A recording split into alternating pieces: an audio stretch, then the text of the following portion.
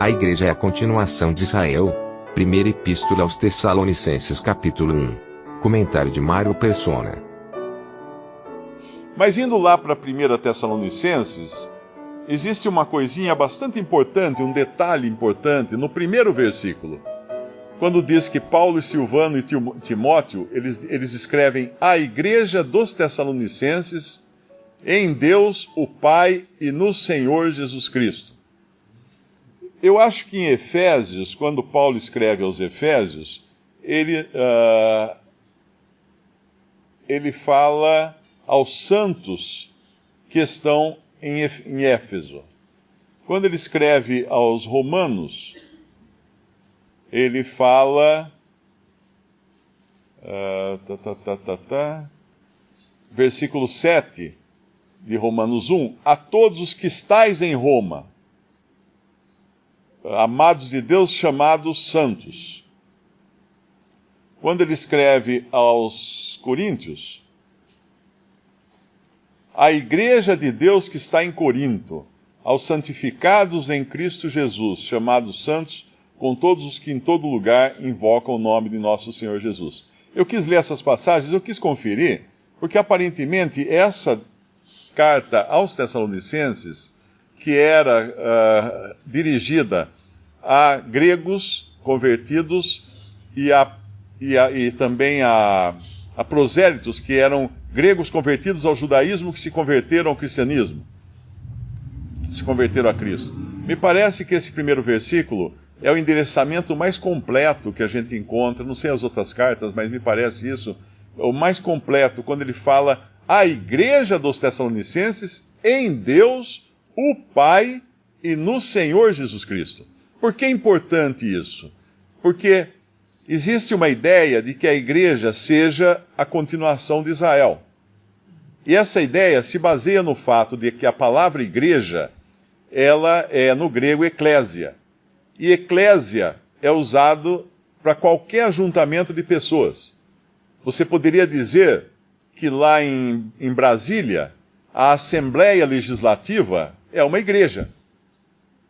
É uma igreja, no termo eclésia, que significa assembleia, ou congregação, ou ajuntamento, é uma igreja. A gente poderia chamar de igreja legislativa, a Assembleia Legislativa. Como também, lá em Atos capítulo 7, nós encontramos Israel sendo chamado de igreja. Atos 7:38, ele diz assim: este é o que esteve entre a congregação no deserto, com o anjo que lhe falava no monte Sinai e com nossos pais, o qual recebeu as palavras de vida para nos las dar. Alguém pode dizer, bem, esta palavra aqui, congregação, no original grego é igreja ou eclésia, então podemos deduzir que a eclésia já estava no deserto, sendo guiada lá por Moisés. Então, consequentemente, eclésia é Israel, Israel é igreja, e igreja é Israel. Parece absurdo esse raciocínio, mas é esse o raciocínio que se utiliza para dizer que a igreja nada mais é do que a continuidade da congregação que esteve no deserto, lá em Êxodo. Quando, na realidade, o que vai ditar o que é o termo é o contexto.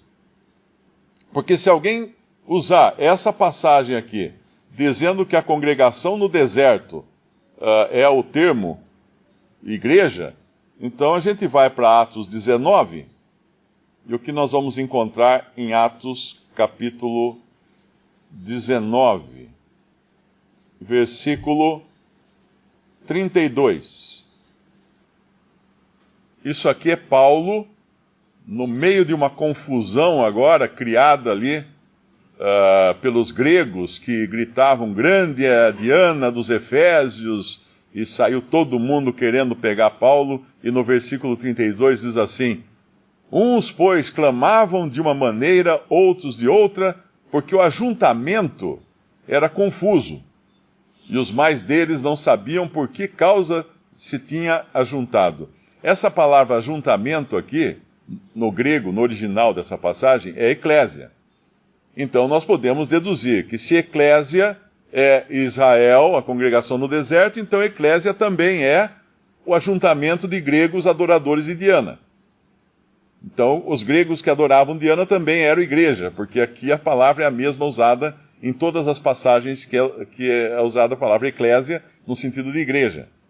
Ou seja, a menos que nós busquemos no contexto da passagem, nós vamos cair no erro.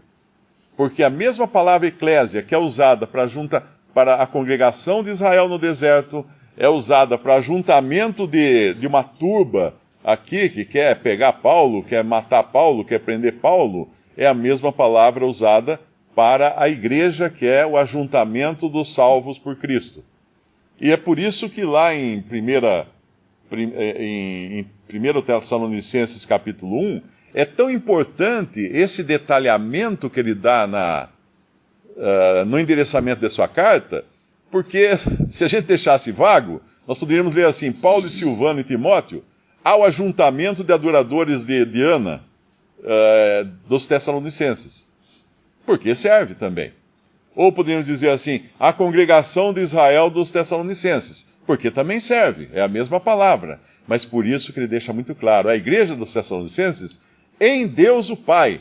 Algo que os judeus não poderiam admitir, inclusive no judaísmo, isso não era admitido que alguém chamasse a Deus de Pai. Tanto é que quando o Senhor Jesus dá a entender que ele é o Filho de Deus, eles consideram isso uma heresia. Nunca entre numa sinagoga e faça uma oração: ó Pai, você vai ser expulso. E nunca entre numa mesquita e chame a Deus de Pai. Você vai ser expulso. Ou talvez até pior. Mas isso aqui é um privilégio e uma revelação que foi feita apenas agora, depois que Cristo veio. Então não é Israel. Deus o Pai e no Senhor Jesus Cristo. E essa é também a designação que lá em Coríntios, Paulo escreve aos Coríntios, dizendo assim: para nós há um só Deus, o Pai, e um só Senhor, Jesus Cristo. Essa é a maneira como o cristão se dirige a Deus. Às vezes eu recebo e-mails assim: que o Altíssimo te abençoe. Não, mas Deus não é Altíssimo para mim, porque é muito longe esse Deus Altíssimo.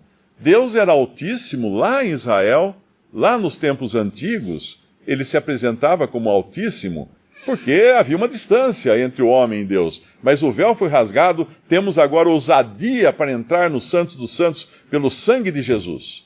Então não é um Altíssimo, ele não está longe, distante assim. Eu posso chamar Deus de Pai. E tem outros termos que usam também do Antigo Testamento, eu não lembro agora, mas alguns termos que chegam e falam assim: o que essa pessoa está falando? Termos em hebraico, sabe? Nosso rei. Jesus, nosso rei. É errado chamar Jesus de rei. Ele é rei, é claro que ele é rei. Eu não vou chamar o Trump de meu presidente, porque eu sou brasileiro. Eu posso chamar o Bolsonaro de meu presidente, mas não o Trump. Aliás, hoje até se você falar que Bolsonaro é meu presidente, vai ter até algum cristão de esquerda que vai achar que está errado falar isso, porque foi doutrinado, não é? Mas é meu presidente porque eu moro no Brasil e sou brasileiro, minha naturalidade brasileira. Então é importante entender que o Bolsonaro não é meu presidente, o Trump não é meu presidente, o Bolsonaro é meu presidente, Jesus é rei de Israel. Mas Jesus não é rei da igreja. Jesus é o esposo, o noivo da igreja, e será o esposo da igreja na glória, mas é o noivo da igreja, mas não é o noivo do crente. Eu não posso chamar o Senhor Jesus de meu noivo. Jesus é meu noivo. Não, está errado isso. Ele é noivo da igreja, do conjunto dos salvos, não do crente individualmente. Ele é meu Senhor. Então Deus é meu Pai, Jesus é meu Senhor. Mesmo numa oração, eu não posso chamar Jesus de Pai. Muitas vezes a pessoa está orando e fala assim: Jesus, meu Pai. Não, ele é meu Senhor. É muito importante entender essas coisas, porque eu posso chamar Jesus de meu Deus, né? Nós vemos Maria, meu Senhor, meu Deus, né? E também o próprio Tomé o chamou de Deus. Mas saber distinguir essas pessoas e os nomes dados a cada pessoa é importante, para não haver confusão. Por exemplo, o Senhor Jesus chamou seus discípulos de de irmãos. Vai a meus irmãos, né, dizer que meu pai e vosso pai, mas nós nunca vimos nas Escrituras alguém chamar ao Senhor Jesus de irmão. Eu não posso dizer assim, meu irmão Jesus. Sim, do ponto de vista que eu sou co-herdeiro com Cristo, eu tenho esse privilégio, mas eu não tenho essa liberdade de chamá-lo de irmão. Ele sim me chama de irmão. Como ele se coloca no meio dos seus irmãos, como fala lá em Hebreus também. Então essas distinções são importantes para a gente marcar. Por exemplo, eu posso chamar Jesus de Jesus? Eu não posso chamá-lo ou me dirigir a ele como Jesus. Dizer assim, Jesus, faça isso ou faça aquilo. Não. Porque na Bíblia, os únicos que chamaram a Jesus de Jesus, ou se dirigiram a ele dessa maneira, foram os demônios. Que temos nós contigo, Jesus? Eles se dirigiram a ele chamando apenas de Jesus. Eu devo me dirigir a ele chamando-o de Senhor. Mas quando eu falo dele, aí não há problema. Eu falar Jesus foi a Galileia, Jesus desceu de Jerusalém, Jesus salva os pecadores, porque nós temos mais vezes na Bíblia os apóstolos falando assim do que eles falando o Senhor Jesus foi a Galileia, o Senhor Jesus desceu de Jerusalém, o Senhor Jesus salva os pecadores. Não, eles falam simplesmente que Jesus salva os pecadores. Então eu posso falar dele assim, mas não a ele assim, dirigir-me a ele assim. Eu dirijo a ele dizendo Senhor Jesus, meu Senhor, meu Salvador, Senhor Jesus. Muito importantes essas distinções, como é importante aqui entender que o contexto é que dá o peso à palavra igreja, para não se fazer toda essa confusão que existe na cristandade, principalmente dentro da teologia do pacto, que não entende o que é igreja e acha que igreja é simplesmente um reavivamento de Israel.